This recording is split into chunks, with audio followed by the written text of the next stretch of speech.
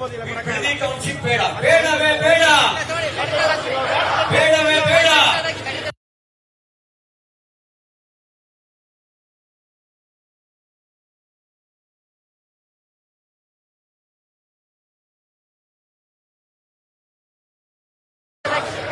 ರೈತ ವಿರೋಧಿ ಸರ್ಕಾರಕ್ಕೆ ಹೇಳಿದಿಕ್ಕಾರ ಜೀವ ಕೊಟ್ಟೆವು. ಕಾಂಗ್ರೆಸ್ ಸರ್ಕಾರ ತರಲು ಹೊರಟಿರ್ತಕ್ಕಂಥ ಬಿಡದಿ ಟೌನ್ಶಿಪ್ ಯೋಜನೆಯನ್ನು ವಿರೋಧಿಸಿ ನಿರಂತರವಾಗಿ ಹೋರಾಟ ಮಾಡುತ್ತಿದ್ದಾರೆ. ಭಾರತೀಯ ಜನತಾ ಪಾರ್ಟಿ ಆರಂಭದಿಂದಲೂ ಹೋರಾಟಕ್ಕೆ ಬೆಂಬಲವನ್ನು ವ್ಯಕ್ತಪಡಿಸಿದೆ. ನಮ್ಮ ಪಕ್ಷದ ರಾಜ್ಯಾಧ್ಯಕ್ಷರು, ವಿಧಾನಸಭೆ ಮತ್ತು ವಿಧಾನ ಪರಿಷತ್ತಿನ ವಿಪಕ್ಷದ ನಾಯಕರು, ನಮ್ಮೆಲ್ಲ ಮುಖಂಡರುಗಳು ಸ್ವಯಂ ಬಿಡದಿಗೆ ಹೋಗಿ ರೈತ ಪರ ಹೋರಾಟಕ್ಕೆ, ರೈತರ ನ್ಯಾಯಯುತವಾದ ಬೇಡಿಕೆಗೆ ಬೆಂಬಲವನ್ನು ವ್ಯಕ್ತಪಡಿಸಿ ಬಂದಿದ್ದಾರೆ. ಇವತ್ತಿನ ರಾಜ್ಯದ ಪರಿಸ್ಥಿತಿ ಏನಿದೆ? ರಾಜ್ಯದ ಪರಿಸ್ಥಿತಿ 60% ಹೆಚ್ಚು ಮಳೆ ಕೊರತೆಯನ್ನು ಎದುರಿಸ್ತಾ ಇದೆ. 160ಕ್ಕೂ ಹೆಚ್ಚು ತಾಲೂಕುಗಳು ಬರಗಾಲ ಪೀಡಿತವಾಗಿದ್ದಾವೆ. ಸರ್ಕಾರಕ್ಕೆ ಬರಗಾಲದಿಂದ ನರಳುತ್ತಾ ಇರ್ತಕ್ಕಂಥ ಜನ ಜಾನುವಾರುಗಳ ಬಗ್ಗೆ ಚಿಂತೆ ಇಲ್ಲ. ಸರ್ಕಾರಕ್ಕೆ ಬರಗಾಲದಿಂದ ನರಳುತ್ತಾ ಇರ್ತಕ್ಕಂಥ ಜನ ಜಾನುವಾರುಗಳ ಚಿಂತೆ ಇಲ್ಲ. ಜಾನುವಾರುಗಳಿಗೆ ಮೇವನ್ನ ಹೇಗೆ ತರಲು ಅನ್ನುವ ಚಿಂತೆಯಲ್ಲಿ ರೈತ ಇದ್ದು ಹೇಗಾದ್ರೂ ಮಾಡಿ ಅವು ಬದುಕಿದ್ರು ಸಾಕು ಅಂತ ಹೇಳಿ ಜಾನುವಾರುಗಳನ್ನ ಅವರು ಹಾಗೆ ಬಿಟ್ಟು ಓಡಿಸ್ತಾ ಇದ್ದಾರೆ. ಜಾನುವಾರುಗಳಿಗೆ ಮೇವಕ್ಕೆ ಮೇವಿಲ್ಲ, ಜನಗಳಿಗೆ ಕುಡಿಯಕ್ಕೆ ನೀರಿಲ್ಲ. ಬಿತ್ತನೆ ಮಾಡಿದ ಬಿತ್ತನೆ ಬೀಜವೂ ಕೂಡ ಮೊಳಕೆ ಒಡೆಯದೆ ಬರದ ತೀವ್ರತೆಯನ್ನು ಸಾರ್ತಾ ಇದೆ. ಇಂಥ ಸಂದರ್ಭದಲ್ಲಿ ಆಳುವ ಸರ್ಕಾರಕ್ಕೆ, ನಮ್ಮ ಮುಖ್ಯಮಂತ್ರಿಗಳಿಗೆ ಬರದ ಬಗ್ಗೆ ಚಿಂತೆ ಇಲ್ಲ. ಆದ್ರೆ ಬಿಡದಿ ಟೌನ್ಶಿಪ್ನ ಚಿಂತೆಯನ್ನು ಅವ್ರು ಬಿಡೋದು ತಯಾರಿಲ್ಲ. ಅವ್ರು ಹೇಳ್ತಾರೆ, ನಾನು ತೀರ್ಮಾನ ಮಾಡಿದ್ದೇನೆ, ಯಾವ ಕಾರಣಕ್ಕೂ ಟೌನ್ಶಿಪ್ ಯೋಜನೆಯನ್ನ ಮಾಡದೆ ಬಿಡೋದಿಲ್ಲ ಅಂತ ಹೇಳಿ. ಮಾನ್ಯ ಮುಖ್ಯಮಂತ್ರಿಗಳೇ, ಆ ನಾನು ಅನ್ನೋದು ಅದು ಅಹಂಕಾರದ ಪರಮಾವಧಿ. ನಾನು ತೀರ್ಮಾನ ಮಾಡಿದ್ದೀನಿ, ಯಾವ ಕಾರಣಕ್ಕೂ ಬಿಡೋದಿಲ್ಲ ಅನ್ನೋದು ಅದು ಅಹಂಕಾರದ ಪರಮಾವಧಿ. ಪ್ರಜಾಪ್ರಭುತ್ವ ವ್ಯವಸ್ಥೆಗೆ ನಾನು ತೀರ್ಮಾನ ಮಾಡಿದ್ದೀನಿ, ಯಾರೇ ವಿರೋಧ ಮಾಡಿದ್ರು ಬಿಡೋದಿಲ್ಲ ಅನ್ನೋದು ಶೋಭೆ ತರುವ ಸಂಗತಿ ಅಲ್ಲ. ನಾವ್ಯಾರು ಅಭಿವೃದ್ಧಿಯ ವಿರೋಧಿಗಳಲ್ಲ. ಆದ್ರೆ ರೈತರ ಸಮಾಧಿಯ ಮೇಲೆ ನೀವು ಟೌನ್ಶಿಪ್ ಮಾಡ್ಲಿಕ್ಕೆ ಹೊರಟಿದ್ದೀರಲ್ಲ, ರೈತರ ಬದುಕಿನ ಸಮಾಧಿಯ ಮೇಲೆ ಟೌನ್ಶಿಪ್ ಮಾಡೋದಕ್ಕೆ ಅವಕಾಶ ಕೊಡೋದಿಲ್ಲ ಅಂತ ಹೇಳೋದಕ್ಕೆ ಇವತ್ತು ಭಾರತೀಯ ಜನತಾ ಪಾರ್ಟಿ ರೈತ ಪರ ಹೋರಾಟಕ್ಕೆ ಇವತ್ತು ಧರಣಿಗೆ ಮುಂದಾಗಿದೆ. ನಿಮ್ಮ ಉದ್ದೇಶ ಏನು? ಬಿಡದಿ ಟೌನ್ಶಿಪ್ ಮಾಡೇ ಮಾಡ್ತೀನಿ ಅನ್ನೋ ಉದ್ದೇಶ ಏನು? ಅದು 18,000 ಕೋಟಿ ಸಾಲ ಮಾಡಿ ಕಬ್ಬನ್ ಪಾರ್ಕ್ ಒತ್ತೆ ಇಟ್ಟು, ಎಲ್ಲ ಉದ್ಯಾನಗಳನ್ನು ವನಗಳನ್ನು ಒತ್ತೆ ಇಟ್ಟು, ಸಿಎ ಸೈಟ್ಗಳನ್ನು ಒತ್ತೆ ಇಟ್ಟು, ವಿಧಾನಸೌಧವನ್ನು ಒತ್ತೆ ಇಟ್ಟು ಸಾಲ ತಂದಾದ್ರೂ ಸರಿ ಈ ಟೌನ್ಶಿಪ್ ಅನ್ನ ಮಾಡೇ ಮಾಡ್ತೀನಿ ಅನ್ನೋದ್ರ ಉದ್ದೇಶ ಏನು? ನಿಮ್ಮ ಉದ್ದೇಶ ಸ್ಪಷ್ಟ. ನೆಲ ಕೆರೆದ್ರೂ ದುಡ್ಡು ಬರುತ್ತೆ, ನೆಲ ಕೆರೆದ್ರೂ ದುಡ್ಡು ಬರುತ್ತೆ. ಬರದಲ್ಲಿ ನೀವು ಅನ್ಕೊಂಡ ಬೆಳೆ ಬೆಳೆಯಕ್ಕಾಗಲ್ಲ, ಆಲೂಗೆಡ್ಡೆ ಹಾಕಿ ಚಿನ್ನ ತೆಗೆಯಕ್ಕಾಗಲ್ಲ. ಆದ್ರೆ ಬಿಡದಿ ಟೌನ್ಶಿಪ್ ಹೆಸರಿನಲ್ಲಿ ನೀವು ಚಿನ್ನದ ಬೆಳೆ ಬೆಳಿಬಹುದು ಅಂತ ಗೊತ್ತು. ಅದಕ್ಕಾಗಿ ರೈತರ ಬದುಕಿಗೆ ಸಮಾಧಿ ಕಟ್ಟಿ ನೀವು ಟೌನ್ಶಿಪ್ ಮಾಡಲಿಕ್ಕೆ ಹೊರಟಿದ್ದೀರಿ. ಈ ಅನ್ಯಾಯದ ವಿರುದ್ಧ ನಮ್ಮ ಹೋರಾಟ, ಈ ಅನ್ಯಾಯದ ವಿರುದ್ಧ ನಮ್ಮ ಆಕ್ರೋಶ. ಕೇವಲ ರಾಜಕಾರಣ ಮಾಡಬೇಕು ಅಂತ ನಾವು ನಿಮ್ಮನ್ನು ವಿರೋಧ ಮಾಡ್ತಿಲ್ಲ. ನೀವು ಮಾಡ್ತಿರ್ತಕ್ಕಂಥ ರೈತ ವಿರೋಧಿ ನೀತಿಯ ವಿರುದ್ಧ ನಾವು ಹೋರಾಟ ಮಾಡ್ತೇವೆ. ಅದಕ್ಕಾಗಿ ಹೋರಾಟಕ್ಕೆ ಬಂದಿದ್ದೇವೆ. ಚಾಣಕ್ಯ ಒಂದ್ ಕಡೆ ಒಂದು ಮಾತು ಹೇಳ್ತಾನೆ. ಏನಂತ ಹೇಳ್ತಾನೆ ಅಂದ್ರೆ, ದೊರೆ ವ್ಯಾಪಾರಿ ಆದ್ರೆ ಪ್ರಜೆಗಳು ಭಿಕಾರಿ ಆಗ್ತಾರೆ ಅಂತ ಹೇಳಿ. ಬಹುಶಃ ಕರ್ನಾಟಕ ರಾಜ್ಯದ ರಾಜಕೀಯ ಸ್ಥಿತಿಗೆ ಆ ಚಾಣಕ್ಯನ ಮಾತು ಅನ್ವಯ ಆಗುತ್ತೆ.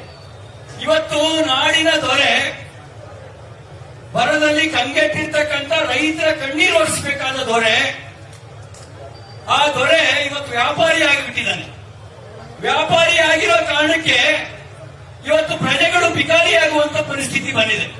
ನಿಮ್ಮನ್ನ ಬೀದಿಗೆ ತಳ್ಳಾದ್ರೂ ಸರಿ, ನಾನು ಮಾಡಿಕೊಳ್ಳೋ ವ್ಯಾಪಾರ ಮಾಡಿಕೊಂಡೇ ಮಾಡ್ಕೊಳ್ತೀನಿ ಎನ್ನುವಂತ ಮನೋಭಾವನೆ, ಆ ಮನೋಭಾವನೆ ಇವತ್ತು ರೈತರನ್ನ ಸಂಕಷ್ಟಕ್ಕೆ ದೂಡಿದೆ.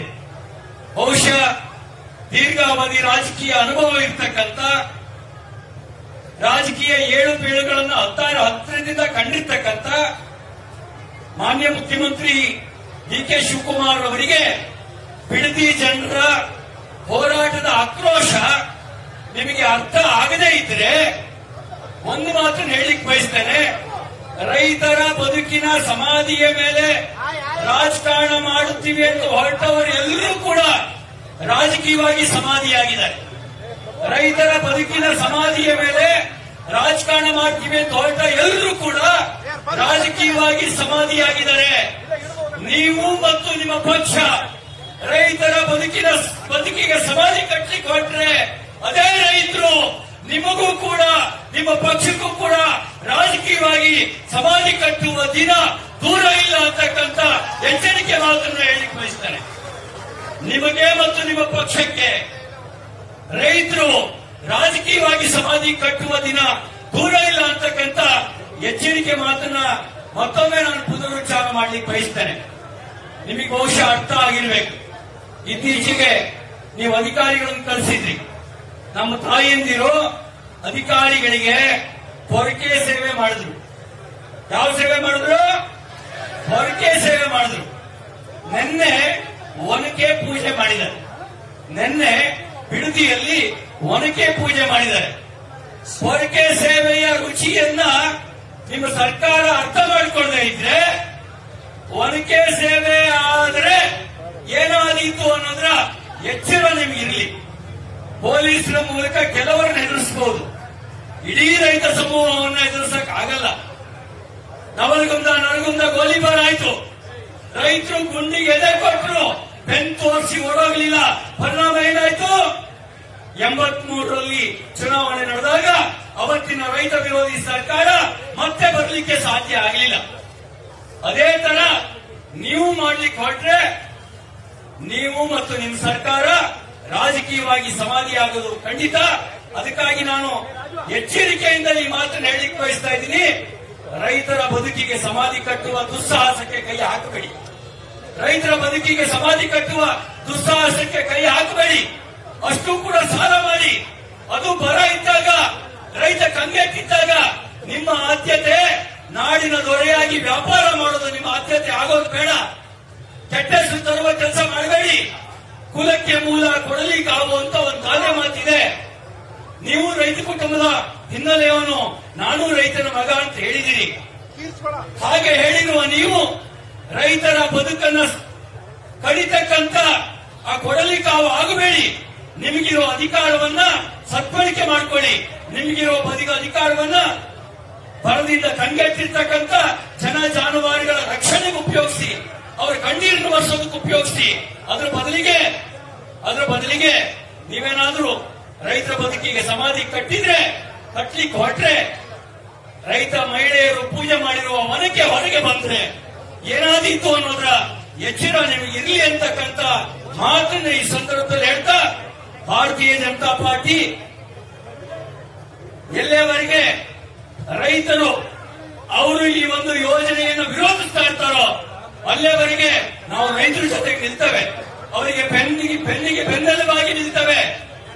ಅವರ ಜೊತೆಗೆ ನಿಂತು ವಿಧಾನಸಭೆ ಮತ್ತು ವಿಧಾನ ಪರಿಷತ್ನಲ್ಲಿ ಮಾತ್ರ ಅಲ್ಲ, ಬೀದಿಯಲ್ಲೂ ಕೂಡ ರೈತರ ಪರವಾಗಿ ಹೋರಾಟವನ್ನು ಮಾಡ್ತೇವೆ ಅಂತ ಅನ್ನೋದನ್ನ ತೋರಿಸೋದಕ್ಕೋಸ್ಕರ ಇವತ್ತು ಈ ಒಂದು ಹೋರಾಟದಲ್ಲಿ ಪಾಲ್ಗೊಂಡಿದ್ದೇವೆ.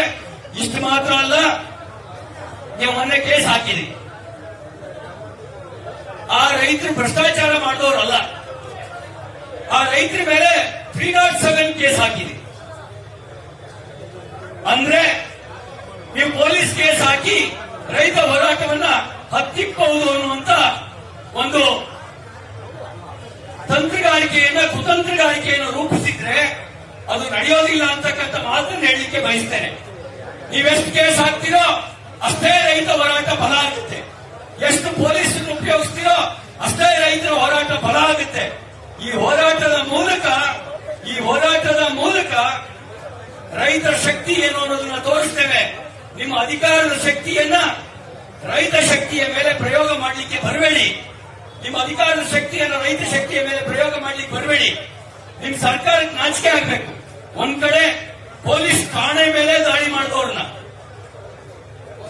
ಪೊಲೀಸ್ ಠಾಣೆಗೆ ಬೆಂಕಿ ಹಾಕಿದವ್ರನ್ನ, ಅಮಾಯಕರ ಆಸ್ತಿ ಪಾಸ್ತಿಯನ್ನ ಬೆಂಕಿ ಹಚ್ಚಿ ನಾಶ ಮಾಡಿದವ್ರನ್ನ ಆ ಮತಾಂತರ ಕೇಸನ್ನು ವಾಪಸ್ ತೆಗಿತೀರಿ. ಇನ್ನೊಂದು ಕಡೆನಲ್ಲಿ ನಮ್ಮ ಭೂಮಿ ನಮ್ಮ ಹಕ್ಕು, ನಮ್ಮ ಬದುಕನ್ನು ಕಿತ್ಕೊಳ್ಳಕ್ ಬಿಡಲ್ಲ ಅನ್ನುವಂತ ಹೋರಾಟ ಮಾಡ್ತಕ್ಕಂಥ ರೈತರನ್ನ 307 ಹಾಕಿ ಜೈಲಿಗೆ ಕಳಿಸುವಂತ ಕೆಲಸ ಮಾಡ್ತೀರಿ. ನಾಚಿಕೆ ಆಗಬೇಕು ನಿಮ್ಮ ಈ ಸರ್ಕಾರದ ನೀತಿಗೆ, ನಾಚಿಕೆ ಆಗಬೇಕು ನಿಮ್ಮ ರೈತ ವಿರೋಧಿ ನೀತಿಗೆ. ಈ ನೀತಿಯನ್ನು ವಿರೋಧಿಸಿ ನಾವು ಹೋರಾಟವನ್ನ ಮುಂದುವರಿಸ್ತೇವೆ ಅಂತಕ್ಕಂಥ ಮಾತನ್ನು ಈ ಸಂದರ್ಭದಲ್ಲಿ ಹೇಳಿ ನನ್ನ ಮಾತನ್ನು ಮುಗಿಸ್ತೇನೆ. ಭಾರತ್ ಮಾತಾ ಕಿ. ಬಿಜೆಪಿ ರೈತ ಪರ ಹೋರಾಟಕ್ಕೆ, ಬಿಜೆಪಿ ರೈತ ಪರ ಹೋರಾಟಕ್ಕೆ.